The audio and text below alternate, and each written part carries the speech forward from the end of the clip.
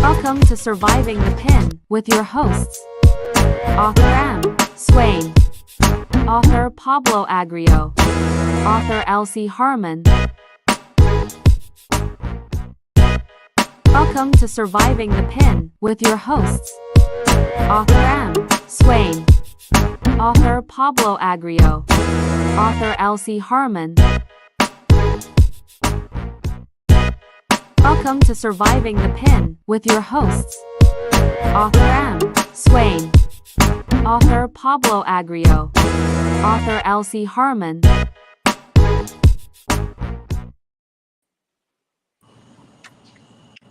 Hello. Good evening, everybody. You're tuned in to Surviving the Pen with myself, M. Swain, author of Prison Kingpin, the brother L.C. Harmon, the author of Surviving the Beast, and my brother Pablo. Speak your last name for me, Pablo. I don't want to mispronounce your last name. Hello? His name is Pablo Agrio. Agrio. And the name of Pablo's book is? The name of his book is called In the Pursuit of Happiness by author Pablo Agrio. In the Pursuit of Happiness. Okay. First of all, this evening, man, let's go and get this bad news out the way. We had a film crew coming down for my event this weekend. All three of us will be there, but unfortunately, some things happen. Some COVID issues happen, so the film crew won't be there.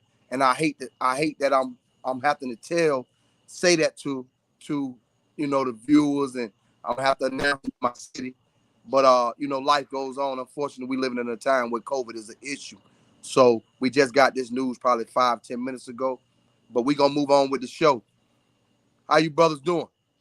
Oh, I'm doing great, man. I'm doing great. I'm not gonna complain about it. I'm just gonna find a solution to whatever that take place and keep it moving.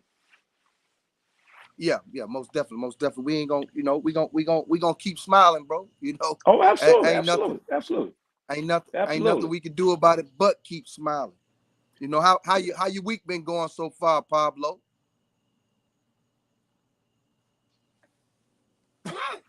Like he's Okay, having some so yeah, difficulties. he having some difficulties. So I'll just fill in He might until be. until he figure it out. But today, my weekend's been it's been decent. I can't complain. Well, I've had some ups and downs, man. As we was talking last, you know how the devil, the shaitan, always tries to rear his ugly head when something positive and constructive is going on. But the conscious man or person, they understand it and they know that and they accept it as it comes. But other than that, man, I'm still breathing. I still have opportunity. Um, and yes, I'm moving on with that. Um, Pablo, are you Pablo, on you yet? with us? I think Oh, you he's might need still, to text him and tell him to turn his mic on. Tell him to go back out and then turn his mic yeah, on. he can't hear anyone. You can text him. Somebody need to text him. But Yeah, anyway, let's address one of these. It's a major issue going on across America right now with the state of Illinois. yes, it is. Yes, it is. Yes, it is. The state of Illinois as of January the 1st, they will abolish the criminal bail system, cash bail system. And a lot of people don't really know what the meaning of that is and how that's going to affect, the people, the citizens of Illinois. So I think that's a good issue that we being people that's done time in prison, people that know a little bit about the law. I think it's a great thing that we address that to those that's listening and let people know, try to put people's mind at ease. A Republican gubernatorial candidate by the name of Darren Bailey, he was the one that first put that out there, saying something about Chicago is living in a purge. Well, of course we know the government ain't gonna allow nobody to purge. Like that's not in the United States of America. That's not gonna go on, right? And if something like that was to happen, that means they setting you up to come and kill you anyway. So, Yeah, you yeah. know, uh, the people, you know, they enact these laws, right? And people, the common folk who has very little interest in learning the laws, learning what these laws mean. They don't, they're lost. And politicians and they're usually the first ones to put fear in people's heart. Politicians, the police force, things like that. When laws don't go their way, they lose they stronghold and the voting sectors and stuff like that. They the first ones to try to put fear in them in the citizens' hearts. Well, you know, I'm gonna let you go, brother LC, and let Uh, you then I'll come back up, off of you. Well, that's you made a very, very valid point about the media, especially when laws don't go their way. The fear factor is a very, very strong hold, especially when you have the public hold on to every word that someone else say. And then especially with what's going on now. One of the things what I know very little bit about this particular subject matter. I've read a little bit about it, so I'm gonna speak on what comes to me in dealing with that, especially when it comes to dealing with our communities, because that's what it really boils down to, is how laws affect our communities and how a lot of times politicians how they use scare tactics, in instilling fear into people and making them not knowing exactly what to do in terms of whether they want to accept something or to not something. But Pablo, you and I, we was talking earlier about that, and I was thinking about exactly how that law went, and you went on to say that you felt that it was a very good thing, that you thought it was a good idea as to what they was doing. So I'm truly interested in your perspective as to why you think that it was a good idea, in terms of, and in asking this and kicking this conversation around, and those is in the audience that's tuned in, we want you to engage us, because this is a very serious issue that's going on, and a lot of times things go over our heads because we don't pay attention, and hopefully It's this setting the segment precedent. right here, yeah, and hopefully, God willing, this segment can incite some consciousness as to laws and regulations of what they're trying to do in our community. So, my brother Pablo, please give me some insight as to how you feel and what you think, and something of this nature. How will it affect our communities? I'm talking about those that really matter within our community. Well, I think that from my perspective, there's been a long cry now for decades of how the system is set up to impact minorities, the disenfranchised, the people that don't have anything. And what this boils down to is a very simple proposition. People that have money, it doesn't matter what they do, when they go to court or they get arrested, they don't feel that they're going to be held in jail for any length of time, because no matter what the bail is, they can post bail because they have the means to do that. But the people that don't have the means to do that, it doesn't matter if it's a misdemeanor or a Mickey Mouse type of crime. If you go to jail and the district attorney doesn't want you to get out, he's going to ask for an incredible amount of bail, and you're going to have a tough time trying to come up with that money, or you're going to have to mortgage your future and the future of your kids in order to get that money, in order to get out of jail.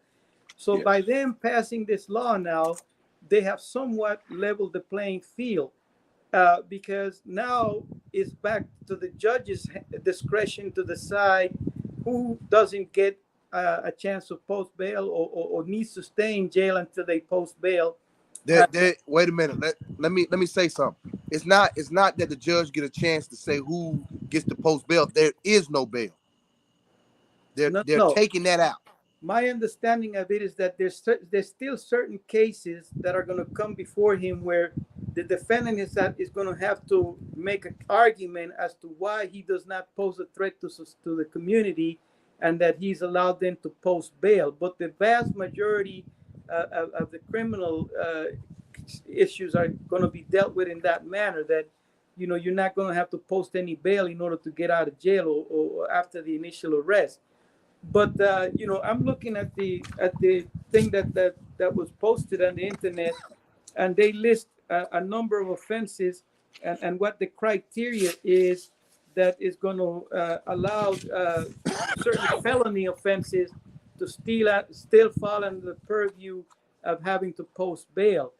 But in looking at the overall picture, it is still my beliefs, and I can use my own situation as an example, because when I got arrested for my crime, my bail, the district attorney was asking for $500,000 bail, and the judge looked at him and said, "Man, come on, man, this guy don't have $500,000. What you want him to do?" So he, in his discretion, reduced the bail to $100,000, but that was still a whole lot of money for me to come up with. Now, eventually, my lawyer argued with them and said, "Come on, man, you guys got to be reasonable and make it so that this defendant can somehow make an attempt to try to get the bail money or the bail bond in order to get out of jail. Otherwise, he's going to sit in jail until the day you take him to trial." They eventually reduced it to $60,000, which was about a $6,000 bail bond. But imagine, I still had a tough time. It took about 4 or 5 days for friends and relatives to come up with that amount of money to bail me out. And I didn't go anywhere. I made all my appearances. I showed up to court. I did everything that I was supposed to do.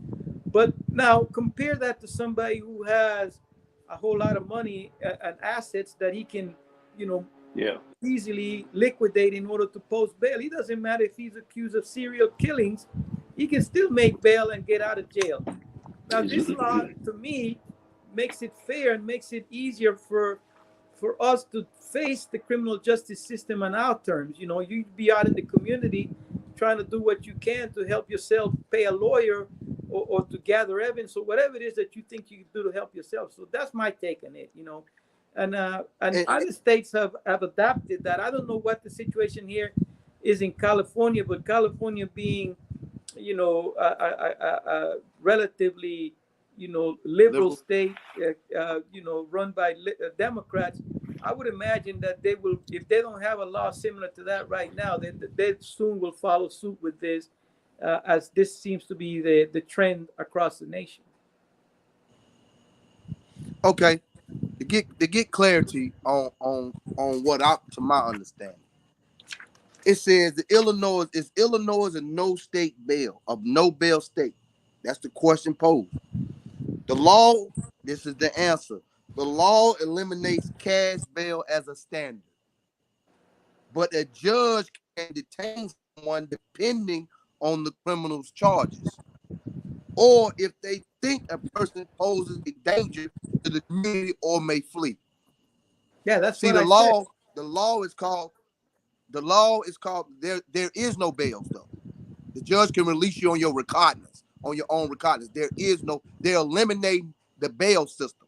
And the reason why these people are saying this, eliminating the bail system, is because the bail system is a funnel of cash into the system. So if you take away the bail system, then that's cutting off some money that ends up in the hands of the system that's fighting against you. How can it be fair? The coin has to be fair. Lady Justice has a blindfold on. She's supposed to be blind to who's in front of her, to what the charges are. It's supposed to be a fair shake. So the people is thinking it's called the purge law. It's not called the purge law. The law is called the pretrial fairness act. So that means that instead of me being black and being locked up in the state of Illinois, I'm guilty before proven innocent. Now they got to prove that I'm guilty. Now I can get out. I can go. If the judge says, okay, Mr. Swain, you only locked up for a drug case, then go ahead, handle your business, get your lawyer together. You know what I mean? Fight your case from the streets. Well, before they had the system, you know, bulging at the seams with people who had, you know, the most mediocre charges you can find. They was, you know, overcrowding the system. So me personally, I think it's a great thing that the state of Illinois is doing. You know what I'm saying? I don't think nobody's gonna purge. You know what I mean? And that's, I think we need to make that clear. Most of the crimes committed in communities are with the people that's engaging in crimes. There's I'm not saying that there's no innocent people that's affected by crimes. There is that. But most of the crimes that go on in the streets are dealing with people that's living that life. You know, of So, course you got the Mike, robbers. Yes, sir. are you saying then that there is no cash bail anymore? So the As offenses a that J, they think that they pose a danger they're not going to get any a chance to get out. They're just going to be kept in jail until they go to court it's solely left up to the judge. As of January the 1st, 2023, it'll be solely left up to the judge. So the prosecutor can argue that they're a threat to society, but if the judge decides that they're not, then they don't need to post any cash bail. They'll just be let out. Is that what you're saying? Right. I get it. Right. Yeah. So okay. So there is no more Gonna cash say, bail, no matter what the offense is. But the judge can still, or the prosecutor can argue for them to keep you in jail because of certain criteria, but the judge can overrule it. yeah, it's left solely up into they power on the prosecutor up to the judge.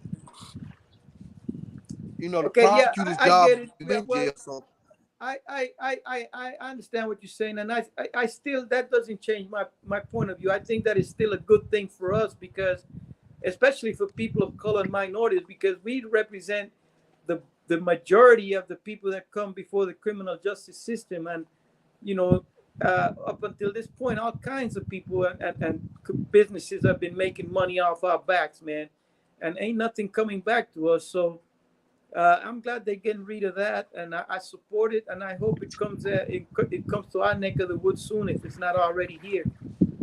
Yeah, but again, as I said earlier, I mean, but what did that do for, the people that, don't have the money, underprivileged people? I mean, what effect, as I said before, when I posed the statement, is that what effects would that have on our community? Would something like this happen for those would be able, is it going to be a benefit?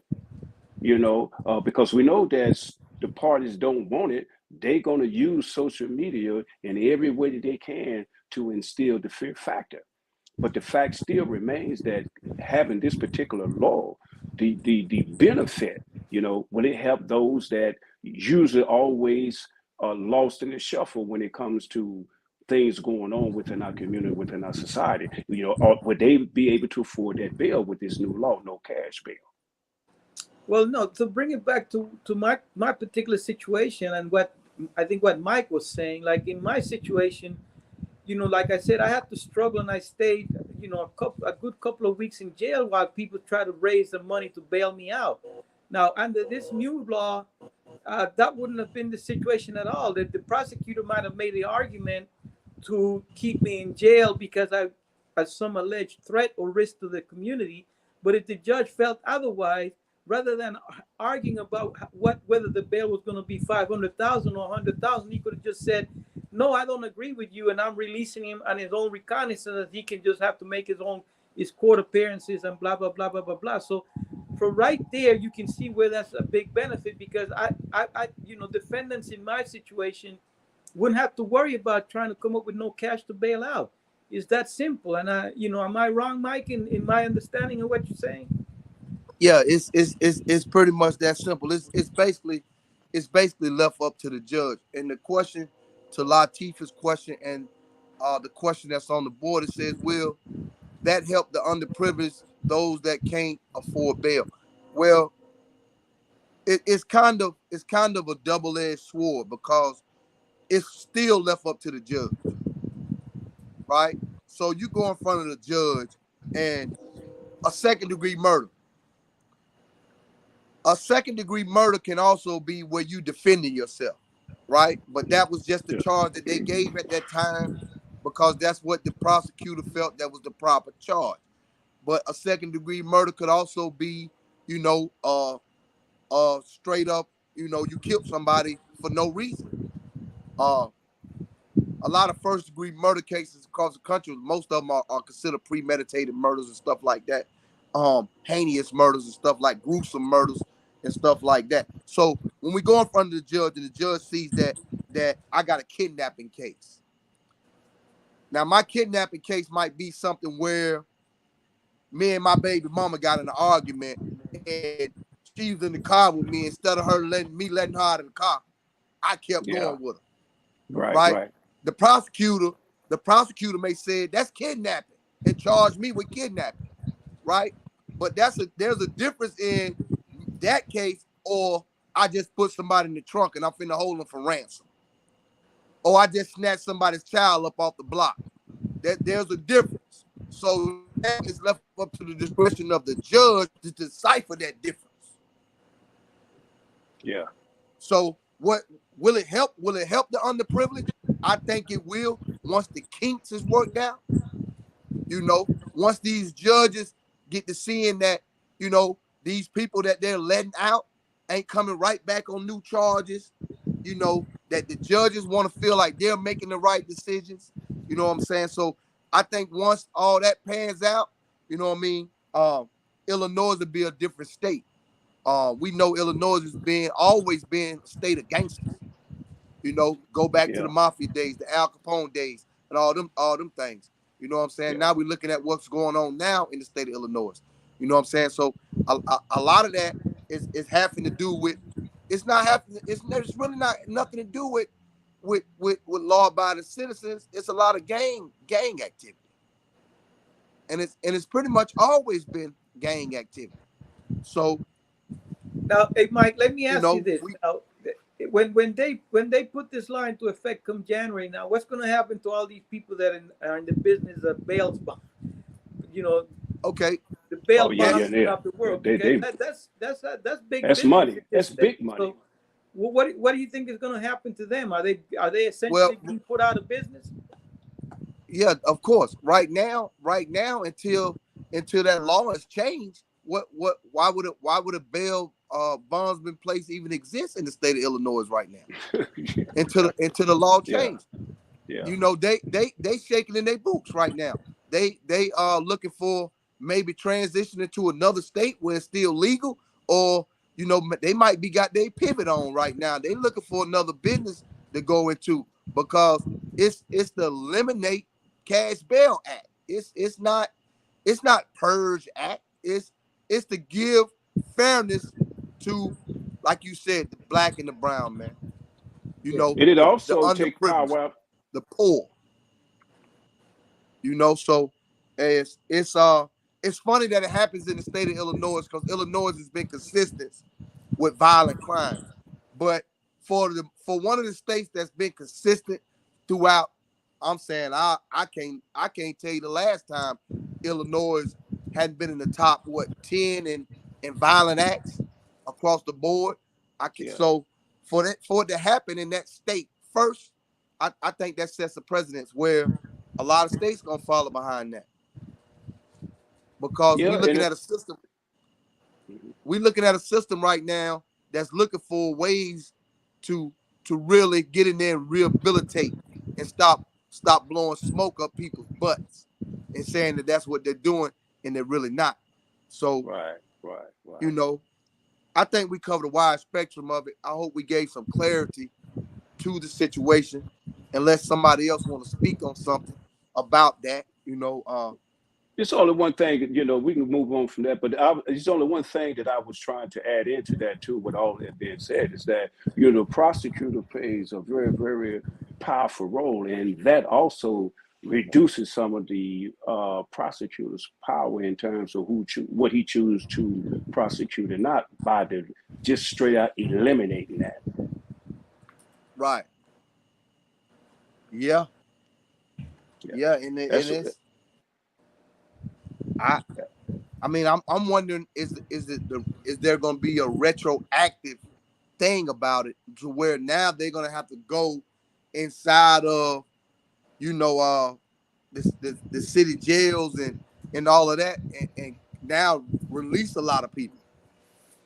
Well, and another thing that I was sitting here thinking about is that a lot of times when we the average citizen is sitting at home and we see on the news something happen, and an individual is being held and bail that is you yeah, know really high and out of this world, the immediate reaction that we have, even if we don't say it, is that, wow, they must think this guy is really right, dangerous, or he did something that is yes, really horrible. yes, They ain't fixing yes, to let him go. No, no, no.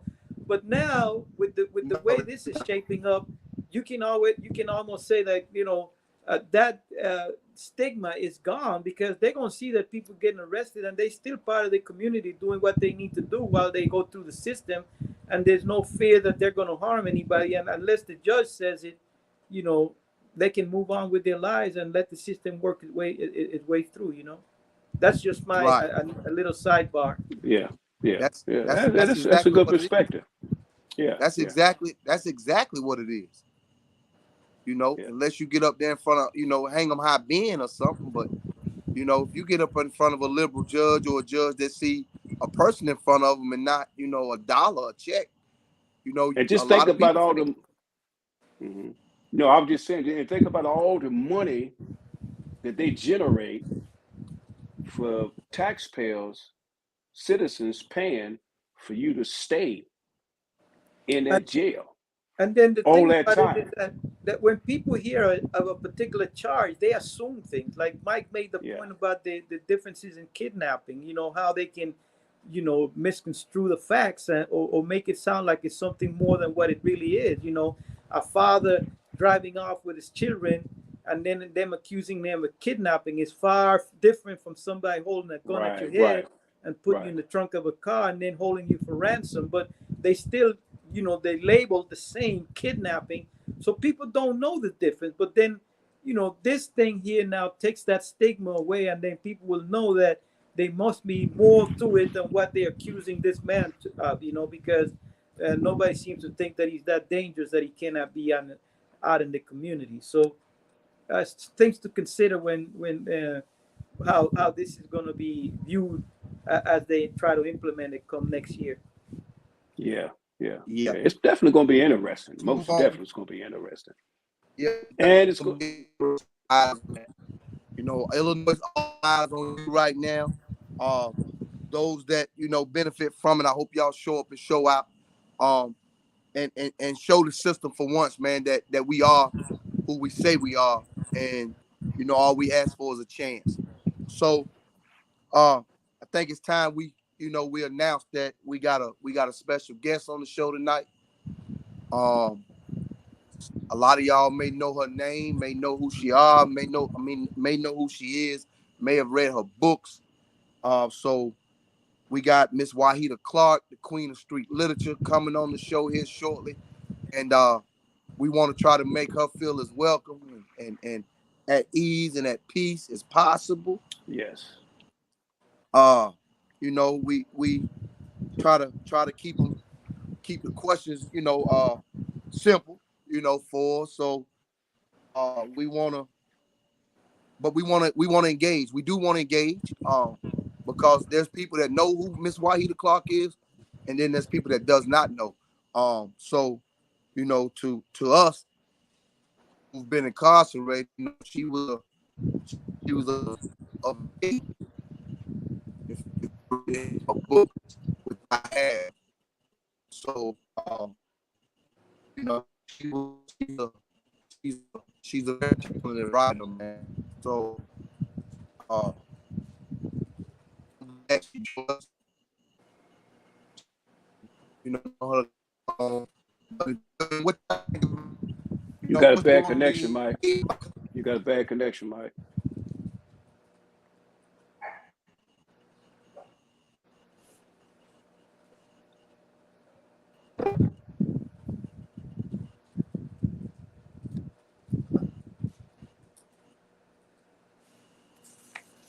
Okay. Again, so our celebrity guest tonight, Miss Wahida Clark. I'm gonna give the sister some respect. She is the queen, most definitely. She is the queen of street lit. I think this is her coming on now. So without further ado, if the brother hasn't came back on yet, without further ado, let's welcome the sister. Wahida Clark. It's truly a pleasure and an honor to have you amongst the segment tonight. I've read, some of your books while laying up in the cell. You made a lot of cold, lonely nights company. So thank you for allowing me to have the honor to welcome you, and thank you, sister, for making some of my dark, cold days warm and sunny. Without further ado, Miss Wahida Clark. Peace, my good brother, and thank you for that. I get that a lot. That's why I wrote to make money and to serve. How y'all doing tonight? What's going on?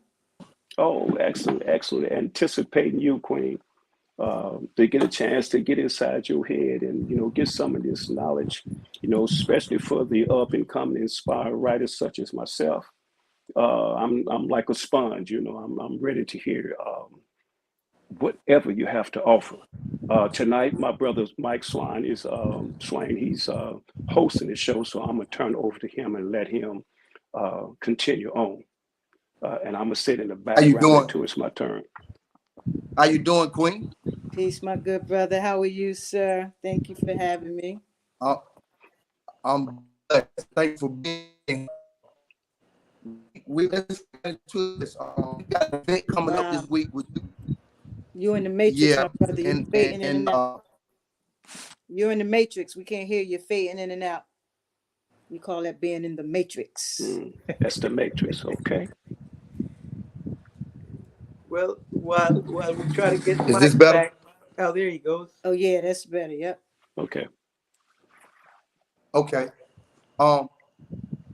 We let's start here. Like, how did this come about with you you know, being at the top of the game, me just coming in the game, all three of us, you know, that you see on the screen with you just coming in the game.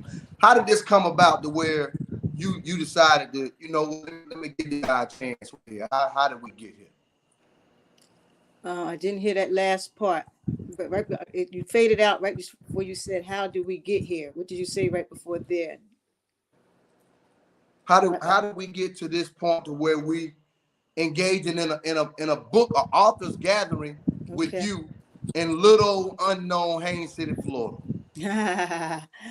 Well, when we was at the book event downtown Atlanta, and when you, my good brother, when you jumped in your car from Florida and drove all the way up to Atlanta just to see the Queen, that just trickled. You just set up. You just set it off, sir.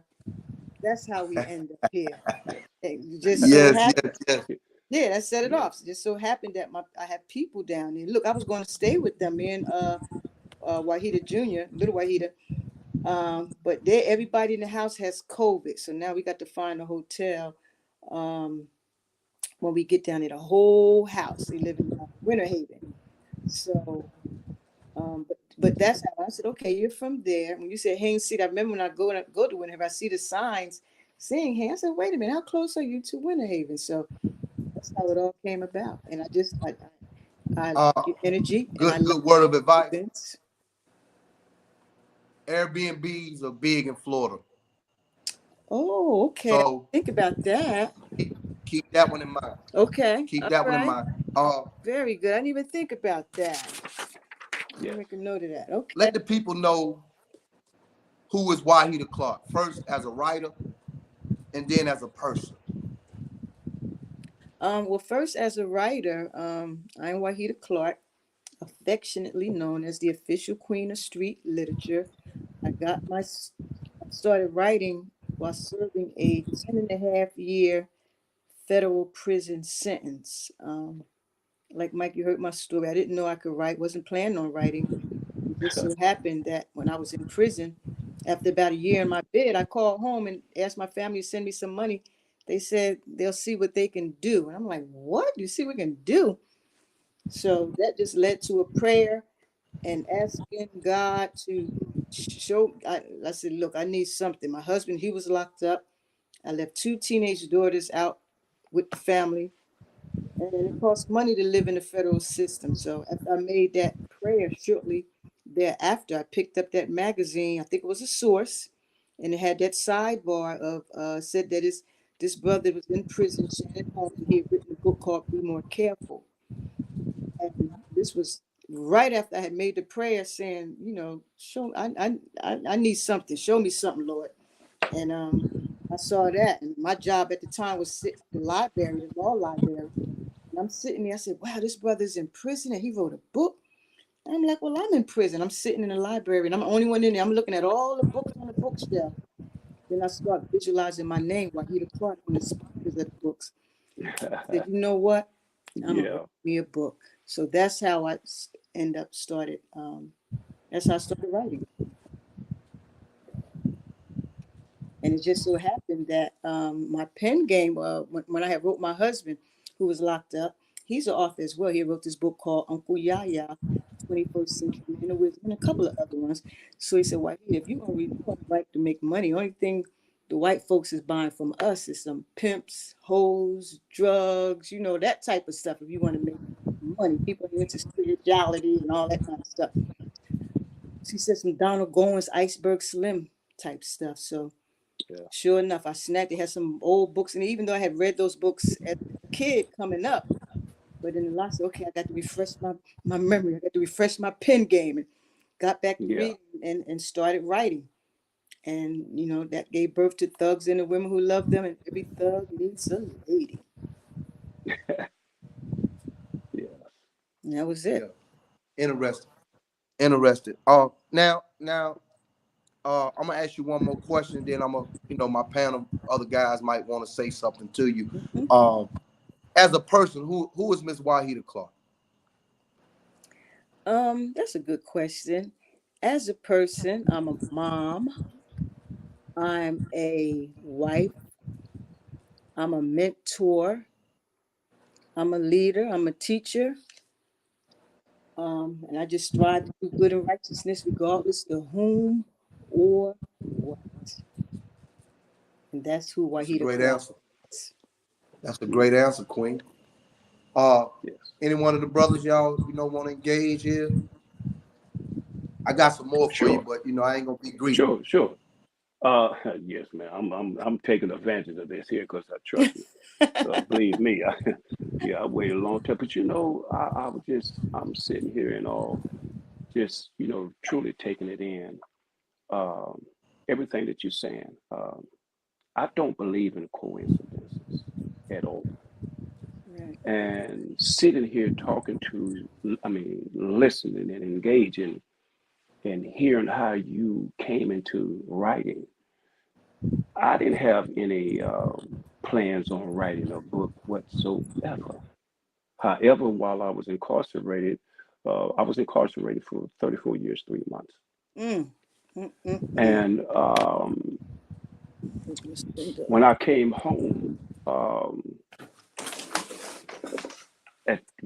home, I was just thinking about, man, what am I going to do? But all the time while I was incarcerated, I had been approached on a few occasions, bro, you should write a book, write a book.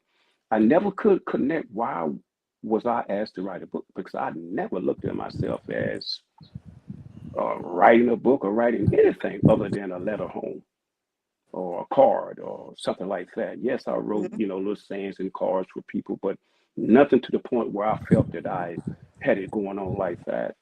And I came home and me writing a book came through a prayer, asking the Most High, what can I do? What am I going to do to make enough money to sustain my life out here? Going back to prison is not an option, meaning I had to resort back to my old ways. Wasn't even an option because I had grew from boy to men over those 34 years, 3 months. So that old thinking, it was just a fleeting thought. And um, I ran into my manager. And this is how Surviving the Beast subtitle crawl, walk, run, fly. And I tried to tell the story based on reading your style of writing. And I understood that uh, it is the person's ability to tell the story. But my story is live because it is the actual experience that I went through that I wanted to make sure that no other young man or woman will have to suffer the fate because that is an environment for many that there is no return. Mhm. So listening to you talk about how it came to be for you to write, and it became a prayer, being in a situation where you needed something greater than yourself. So you reached out to the Most High and it manifested in the form that it did. And listening to you gives me more inspiration, Queen, to continue my journey. Thank you. Truly, truly. Thank you Well, that is the for confirming that I am, worthy to be on the platform with you and share my mind with you and my great ideas with you and telling my story and many, many more. That's right, So King. You're and with absolutely correct. yes, my first teacher was a woman, so I have no problem, being a sponge at this moment. And Wonderful. I'm gonna let someone else speak, but trust me, I have a whole lot more I want to say. I just don't want to, I'm gonna be impatient, but I'm gonna let my brother Pablo have whatever he want to say, and if it's enough time permitted, I'll speak again. Thank you for sharing that. Peace, my good brother Pablo. How are you, sir? I'm good, ma'am. And let me just say, first of all, it's an honor and a privilege to meet you. I confess I'm not familiar with your work, but I will be soon rather than later. And Well, put your hard hat on. You're in for a ride. Let me yes, warn you ma'am. Yeah. now. But I am familiar with the work of Iceberg Slim. Yes, ma'am. So Okay. listen, I don't want to spend a whole lot of time talking about myself. I would like to ask you a question, though, and see if you can share some insight or give me some suggestions.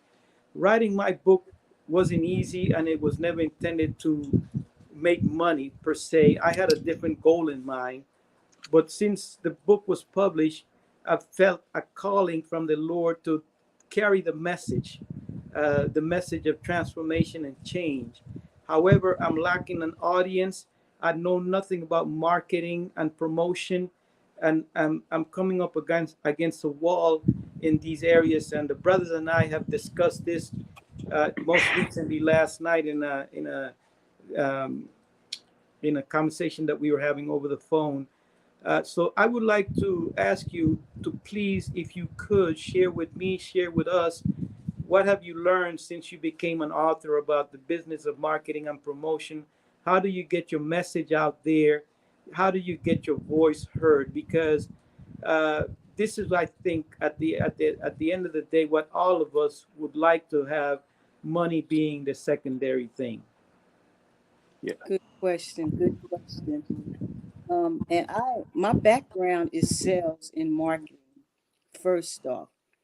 So it's something I always liked doing. So when I wrote my book, and when it got published, I was in a federal camp in Lexington, Kentucky. So the to continue that story, after had that division, the Most High showed me the sign. Right after that, I mean, very shortly after that, it was a lady. Her profession on the streets was literary agent. So she had asked the warden, could she give a course on creative writing? Mm, Mm. yeah. So, like I said, I didn't know how to write. I wasn't planning on writing. So as soon as I saw that, I was like, wow, signed up for it. So while I'm writing my book, I'm taking her course. And in the federal prison, they want you to take school and the course and stuff. So I took the course, Right. graduated, got the certificate. So after the book was published, shortly after, one morning the officer woke me up and said they want you, Miss Clark, they want you over there at the lieutenant's office. I'm like, oh gosh, what did I do now? So I get over there. When I get over there, they're holding up the book and they asked me, how did I do this? So I said, what do you Mm, mean, how do I do this? They said, how'd you get this book published? So I said, you guys gave a course on creative writing. I did everything the course said, wrote the book, graduated, got the certificate. So that's how I did. So Yeah. look, they sent me back to my room. The next morning, they got me up again. Lieutenant wants you. So this time I go over, there's two of them over there. I'm like, oh gosh. So to make a long story short, they kicked me out of Lexington. They put me in a hole and oh. they investigated me to figure out how I was able to get that book done. And also in the Bureau of Prisons, the policy manual, on one part it says you can write a book and get published and make money. But if you go to the back, it says you can't write a book and publish it and get money while you're in prison. So Mm, yeah, they didn't know what to do with me. So they said Mm. in a hole for 9 months. There's number nine right. again. So, Wow. but while That's now crazy. for the federal prison camp, the hole was the county jail. So in the federal prison camp, you're not allowed to write other prisons. You get it, you get a write up. But in the hole, the county jail wasn't in the feds no more. And I had noticed that all the chicks, they had pen pals. And these chicks, they didn't have not one, two, three. They had 5, 6, 7, 10 letters they were sending out every day. So I saw that. So I called home, said to my family, my niece Keisha said, make me some flyers, just 8.5 by 11, put the book on one side, the order form on the other, and send them in. So she did that. So then I asked the ladies to take my flyers and put them in their envelopes and, put a little note, I'm Wahida Clark, I'm in prison and blah, blah, blah, wrote a book is dope, support his sister. So I did that. So then, and it also helps that the book is good and it's something that the brothers and sisters want to read. So my Right, Right. right, flyers is right, right, going right. over all the prisons Mm, and they're buying my book. So that was the first marketing ploy. genius. Second thing, Genius. the second thing is, and look, so after I got out the hole, the verdict was they didn't know what to do with me. They just said I can't come back to Lexington, Kentucky federal prison no more. So they shipped me to Alderson, West Virginia. So I gets there. Um, Same thing. So now my books is everywhere, and then I had the nerve to put my prison address in the book. So the inmates, you know, the brothers, especially the brothers, they was right there like, look, this chick wrote a book and got published. I know I can do it. So I was getting fan mail. They was sending me manuscripts. So again, they come and get me, sent me at the lieutenant's office. Miss Clark, you can't run a business while you are in our jail. So I get in trouble again. But I always like to, one thing that I do in the prison about marketing, in prison, you got to have somebody on the streets to do your legwork for you. There's just no getting around it. Answered my fan mail. That helped, and that built the empire. Writing sequels, that helps. But now out here with marketing, there's so many things you can do with marketing and promotion. The book game is a crazy game, but it takes marketing and promo all the time. There's so many courses and avenues and companies. You just got to pick and choose, and you got to get the eyeballs out there, social media, and promote. And then you have to tie your book to, depends on what you're doing. Some people use a book to speak. Some people use the book just to make money. Some people use the book just as a giveaway to generate leads. So you got to know what your end game is in order to do your marketing. But that's a loaded question, because the main thing Okay. is eyeballs, finding your readers, your audience, and just staying in front of them and giving them something that they want. Well, thank you very If much. I imagine I kind of felt that that was a loaded question, but at least that gives me some perspective on the mountain that we need to climb. Thank you very much for Hmm. taking the time And to explain it. remind me to give you, I think it's called Arthur Central, which is this one dude. He's very straightforward, and he gives you the fundamentals of the book market and things that you can do, and certain things you have to do with your book before you even pull it out there, to have it set up to be in a database and the systems, so that you can, at least once you get eyeballs, everything will be straight, all your metadata and everything. But publishing is such a huge business, and there's just so many I mean, not missing, but so many parts to the puzzles that make it work. And I hope I answered your question for the Oh, most part. Yes, yeah. ma'am. And just one last question before I let you go and let turn it over back to Mike. Are you going to be around this weekend? I'm coming over to Orlando to hang out with Mike for a little while. Don't know if you're going to be part of Will any we of the be in trip. Orlando? I thought we was going to be in we're gonna where we, be in Polk County. He's Polk saying County. Orlando, but you Okay, know, got you. Oh, Yeah, that's I'm where I'm from Florida. flying into. I don't Okay, really know okay, the okay. area. This is my first time there, but yeah. But if you're gonna be there, I hope I get a chance to meet you I'll be there, and maybe sir. pick your brain a God little willing, bit I'll more. be. But thank you very much for taking the time to answer my question. Yes, God sir. bless you and much success to Thank you and you. everything that you do. God Thank bless you. you, good brother. Peace. in in closing, know you're a busy lady, but in closing, I want to say this to you. When your first book came out, I was incarcerated in Maryland, and I used to have a girl. She used to send me all the latest uh, hood novels. So, but she would read them first, and I got your book, and I learned from that book that you was incarcerated. So you was another person in my life who gave me, especially after I read it, because I was a thug that needed a lady and all that. You know what I mean? So it's, especially after I read it, because now I got an author in front of me who Yes.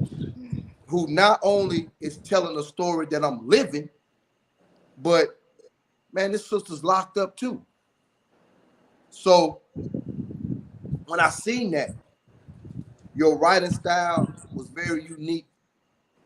Um, your story was engaging. It made me want the next book, and it's always been a desire of mine to meet you. Always been that. So I need you to let the people know, like, go ahead and get cocky with it, cause I need you to let the people know, like, what are Wahida Clark's accolades as a writer? What have you accomplished? while you was in prison, what stages of the writing game did you reach while you was in prison? I need my brothers to hear this. Okay. Well, while I was in prison, um, I came home. They let me go June of 2007. So by that time, I had written 7 books. When I stepped out of prison, I had 7 books under my belt. While in prison, I landed one of the top literary agents out there. This white boy was smart, Mark Burrow, because Street Lit had just took off. Coldest winter ever. Terry Woods, Be More Careful. Then Vicky Stringer, Street Lit was booming. So he was smart. He snatched up all the top Street Lit authors. Quan, Ashley Quavers, Nikki Turner, me. Um, so I had locked the agent in while I was in prison. I Mm, had 2 major publishing deals while in prison. If my first deal was with Kensington, no, actually, my first mm, deal was with Carl Weber's Black Print Publishing, but they went out of business. They went bankrupt. And so then that's when I got with Kensington. And when my editor at Kensington, when she left Kensington, she said, I'm leaving. I'm going to Hachette. What you going to do? She was working on books. I said, well, if you're going, I'm going too. So then I ended up with 2 major publishing deals while in prison. While I was in prison, also, remember that marketing, sending that books all over, and the books being dope, something that people want to read. I was on the Essence magazine during that time. The Essence magazine was every month they would do a bestsellers list. They had top 5 fiction, top 5 nonfiction. If you would get on that list, I mean, it was just everything. So the Most High would bless me to stay on that list. Every thug needs a lady. Thug matrimony. I was on the Essence bestsellers list, the USA Today's bestsellers list, all while I was in prison. I wrote my business plan for my publishing company. Like I said, once the other brothers seen that I was writing, they start sending me manuscripts saying, put me on, put me on, put me on. So I had to start my own publishing company while in prison. So when Martha Stewart came through Alderson, right before she was ready to go, I said, Martha, I just finished my business plan. You got to look at it and give me feedback. She was ready to go home. She said, well, bring it over to the library tonight. Make sure you get over it to me tonight, and then I'll kick it back to you tomorrow. So she did that. She gave me her feedback. Then as soon as I came home, Cash Money, they was like, yo, we want to start, because that street lit money was just crazy. So much so they wanted to get in on it. So they opened it. They started their imprint under Simon and Schuster. So now I got my 3rd major publishing deal, Cash Money, with Simon and Schuster as the distributor. So that's just some. We'll be on here a while talking about my days, Oh but yeah, that's yeah, yeah, yeah, big yeah. stuff right there. Yeah. Okay. yeah, So I came home. it's been a pleasure. And when I came home from prison, my husband, he had my office waiting for me. So thank God I didn't have to go to a job. I was in the halfway house and, leave out and go to my own office of my own publishing company, Wahida Clark Presents Publishing. So that's some of the things that I Oh, that's accomplished in my career. Awesome. Awesome. yeah, that's cool. And then you was one of those that know how to work the loopholes too. So I'm just that's what I'm hearing. You know how to get in there and where they was slipping at you was gripping at. So I'm inspired. I'm inspired by you. I'm elated. I feel honored, blessed to be able to work with you. Um, so before we let you go, I got to get you to shout out to Haines City, Florida, because this is big. Absolutely. This is big, and a lot of people might not know how big it is, but I tell people all the time, like, she's the equivalent to Megan Thee Stallion.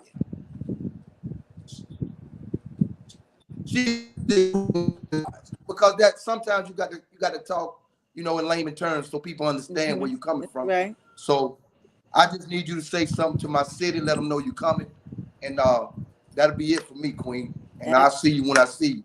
Absolutely. It's a pleasure meeting everybody. But look, Haines City, Florida. I am Wahida Clark, the official queen of street literature. And yes, you are about to be blessed. The queen is coming to your town this weekend with M. Swain. We talking Friday, Saturday, and Sunday. The official King of Street Lit will be in. Thugs and the women who love them. Every thug needs a lady. Payback is a mother. The Golden Hustler 1, the Golden Hustler Part 2. And the list goes on and on and on. I have a list of 26 books, the hottest street lit books that ever hit the market. And I'll catch you guys this weekend. All right, Peace. right. Thank you. Thank you. Yes, and before we go, before we go, I look forward to seeing your sister. You may the Most High bless us all to have a fantastic and successful time in Orlando. Yes, thank you. But I want to ask you one question. Your latest book. What's the name of your latest book? The Golden Hustler Part 2. Part 2. Okay. And what, how did you go about promoting that? The Golden Hustler Part 2? Yes. The traditional ways. I like social media. Well, that's the main thing we do. Social media. Everything is social media right now. And you do your book signings, you get in front of people, you get in the car. That's why I'm coming to see Mr. M. Swain. Most people, they like you make it, like you just said, you making a stallion. Why are you going to, doing a little book signing? I'm a hustler and I grind. The book is called The Golden Hustler. We have a habit of, if we're going to do a book sign, we like to go where the people are. Give me some people. Give me a flea market. Give me an Essence Festival. Give me the Jacob Javits book. I like anything big, the Black Enterprise. Lots of people. I have fun at the event. I like seeing the people. I like signing books. And I like selling to see how many I can sell. I like the rush of selling. So that's why I'm coming, everybody that's asking, why am I going to Haines City, Florida? Because I like, I like putting boots on the ground. I like mingling among the people, and I like selling my books. I get a rush from selling my books. Did that answer your question, my good brother? Yes. The hustle and the grind. I appreciate. Okay. Yes, sir. Yes. I know we about to end it, but can I rebound off of that? Yes, sir. I was getting ready for the show, and exactly what you just spoke on came to my mind and my heart. People get so big that they forget about the small person. Right. That's right. Right? They forget about the people who helped you get big. That's right? A lot of people get like that. A lot of people do that, right? I remember watching Jay-Z when he first started. Jay-Z would hit every venue, the smallest hole in the wall to the biggest place he can get in. Jay-Z was going into places that hold 200 people, 75 people. Now Jay-Z is a billionaire. So to all those that say, I ain't going there because that market ain't big enough, that's where you slipping at. That's right. That's where you slipping at. Now I'm coming from a perspective as a street grinder, street hustler. All I know is the hustle. Yes, sir. All I know is the hustle. I want Lake Haines City money just like I want New York City's money. I'm just being real. Yes, so when you saying things like that, it's a lot of that is coming from places of jealousy because she didn't choose you. I'm a realist. I'm shooting straight to the gut. What I say might hurt you, but I don't really care. But that's just what it is. So I can't stress to you enough. I don't care how much money I get. I want to always be able to walk the streets of my city.